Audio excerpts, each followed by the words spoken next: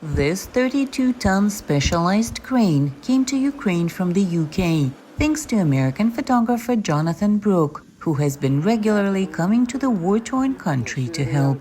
Not only does Brooke document everything he sees, but he also raises funds to help Ukrainian rescuers working round the clock.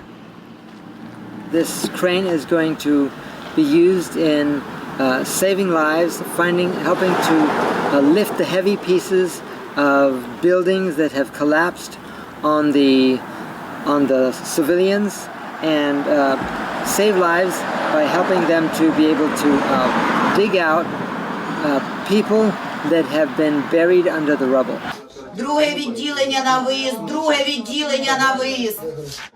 He also makes sure to record the work of Ukrainian rescuers. He's been doing it since the war started.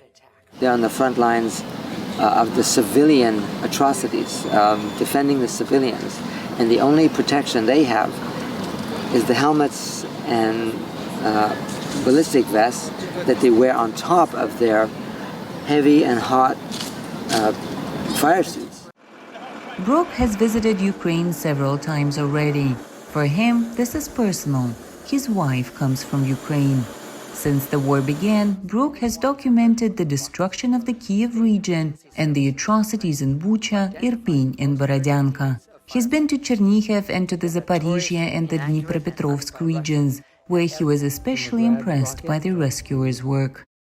In places like Nikopol and Marganets, that are right close to the front line, to the nuclear power station that the Russians control, and they use it to attack the civilians in these civilian towns every single day since the war started. When Brooke is back in his native California, he organizes exhibitions to show Americans what Ukrainians have to deal with every day of the war. That is what victory looks like. Victory for Ukraine will look like total.